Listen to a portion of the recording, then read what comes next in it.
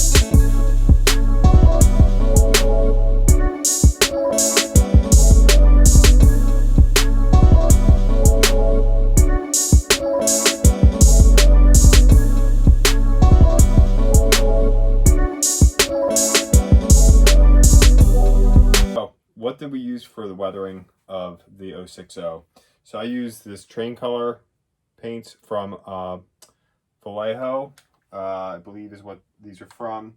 For any sort of where I want to have show maybe some water dripping or something that looks wet, I'd also probably use this for underneath maybe the gas tank or the fill port for a diesel engine. I use this Floquil enamel stain. So this is what I use on the cylinders where there might be some condensation or maybe some water droplets or things like that. I also use it on a couple other places on the engine also. So this stuff's pretty thick. It's the oil and grease one that I use. And then I just use some weathering powders as well. Now, these I got from the Strasbourg train shop. They just had a label on them. They didn't have any brand or anything specific. I do have some other weathering powders, chalks. I don't use this quite as much. I just use these. I have a brown and a black. And this is really what I use to really get on there and really just grime it up. I put these on after I use the airbrush. That's just my technique. Working this past weekend when I was in Detroit, I'm talking with some of the Detroit three-wheelers and Norm Charbonneau, who's, as I mentioned, I aspire to have his level of quality within his weathering. He recommends doing your dull coat first and then doing your weathering. I haven't done that before. I've always done my weathering and then finished with a dull coat to seal it up. He just says add your dull coat first. It creates an even surface that allows all of your weathering to go on more evenly, as opposed to going on maybe where there's a decal and maybe it sits differently on that decal than it does on the rest of the engine or locomotive. So thinking about that makes a lot of sense. So the next time I do an engine, I will probably end up doing a clear coat first. So learn from that lesson before you go ahead and do any weathering on whether it be an engine or a piece of rolling stock. Dull coat first, then add your weathering products. Personally, I would probably also then add another dull coat afterwards to seal it up. When you add dull coat or clear coat, it will soften any of the weathering you've done with the powders. So just keep that in mind, that if you really overdo it with the powders, when you add that clear coat, first it's going to seal it up so you're kind of locked in at that point, but it's going to dull it up a little bit more, or soften, I guess, the weathering. So you can go a little bit overboard and then it won't be quite as bad once you seal it up. But once it's sealed, it's sealed. So let's go check out our final product. Here's our final product on the layout after the weathering's been complete. Now there's still maybe some work that I can do here along the drivers to darken up those walls of the drivers as well that are right now kind of a chrome, or they're metallic. We would want to blacken those up a little bit more. You can see here on the drive here that I've added some of that flow quill. I don't know if that shows up on camera for you, but it looks as though there's grease within on those parts there, just like we would see on a prototype. Same thing on these bolts here. I've added some of that flow quill and then just black along the drivers, and we can scrape a little bit of that off maybe on the edges as well where they would rub, just like that, and we can go back and touch that up in time.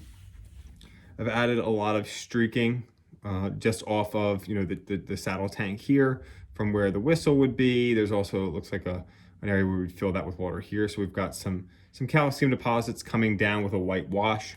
And then we've added just more streaks in this area here of the powders. I've done that to soften up the whitewash. That maybe was a bit overdone, but also just to create, what it does is it breaks up that Pennsylvania logo and just shows some inconsistencies within the grime and the powder or the dirt that this engine would have. Same here with the engine number on the back. The smoke box itself, we've darkened up quite a bit, added that grime, added just some more contrasts and some other elements with just the combination of weathering material that I used. And what that does is just really darkens that up, makes it look a lot more prototypical, and as though this thing is just used and abused on the dock side. I've added some flow quill here on the cylinders, as I had mentioned before, where we might see some liquid coming out where that's full of steam, things like that. And the other side is relatively similar. So we'll turn the engine around here to look at the other side. You'll see some of the same sort of details that you had on the other side. Same with the flow quill here on the drive gear. This back driver is still a little metallic. We would have to darken that up a little bit more, and I can put some attention on that a little bit later. We've got the same sort of streaking on this side as well. Again, darkened up with some powders to create some inconsistencies within logos and the numbers here. Added just some touches of some browns to simulate maybe the possibility of some buildup of rust, which we typically would not see on the metal parts of a locomotive, as the locomotive or the railroads did take care of that. We would see a lot on the couplers, and I have added some browns to the couplers to create some more contrast there, as opposed to just a flat plastic that we see. Here on these grab irons, I did keep these metallic. They were sprayed and added some grime, but on the edges, they're a little shiny where people would maybe be grabbing. So this one here, we could just clean up a little bit here and there where people's hands and gloves would be grabbing that grab iron. So that would wipe off some of that dirt. Here I still have a piece of tape covering up that number plate, so I'll take that off there. I did cover up my windows, which there are no plastic windows in these Lionchief locomotives, at least not in this one. But I did cover these up to protect my cab figures as well as the interior of the cab. Now this is just a plastic covering hiding the motor in there. On the other side, I actually didn't cover this front window, and you can see where on the other side, if you were to go back, you'll see where it's flat black here. This is obviously more metallic. I like the flat black. If I were to go back and do this again, I would probably keep this front window open and maybe just cover the figure and hit all that metallic in there with some black grime spray just to darken it up and make it more of a matte finish, or just hit it with a dull coat. These drive wheels down here could use a little bit more attention, as you can see from where the drivers were blocking it from the paint and grime. So I can come back over and touch that up in time. If I take the engine here and I'm going to swing it around so you can look at the front of the smoke box. Again, we've just added some grime and dirt to darken that up and just make it a little bit more uniform. So here we are, and we have added the real coal load to the back of this locomotive. To do that, it's quite simple. You do have to take the shell off. There's 2 screws in the back here, 2 screws underneath in the middle of the locomotive, and the shell will pop off. From there, you can detach 2 wires or just leave the shell flipped over very close to the base of the locomotive. And there's 2 screws that hold the old coal load in, and then that comes out. What I did was I just added some foam underneath here to stop the coal from going all the way up and into the electronics of the locomotive. So I added foam, painted the top of it black, and then added the coal, and then just adhered it in there just like I would with my ballast. I've got my disconnect cars here as well. For the disconnect cars, we added a little bit more rust to them. I'll move this engine a little bit more. So we bring these up. So because these cars will get used and abused, we have lots of grime coming off of them, covering up that paint. We've added some rust here and there on some of these flat silver parts. We've added some dirt and grime, a little bit of rust streaking maybe on some of the brake parts here, the springs in the trucks, things like that. On the tops of these, we've added just some washes of some powders to darken them up. Again, where there might be some rust streaking and things like that. Not the most perfect of weathering, but it does create some more depth to these cars as opposed to them being work cars that are perfectly clean. So all these things considered, I'm really happy with how this turned out. This car, we had some parts that fell off or broke very easily. So that's unfortunate. I'll have to go back and fashion or fabricate some pieces to make those or fix those pieces there. I also struggled, I had some issues with the couplers falling out. They're held in by a screw on the underside here. This screw is loose and fell out on 2 of my couplers. Fortunately, I was able to track the screw down. Otherwise, I don't know what I would have done. So I was glad I was able to track that down and find that. So all things considered, this little 060 dockside switcher is certainly a little bit more realistic in my book now that it's got this weathering. Leave me a comment. Let me know what your thoughts are. Thanks for watching.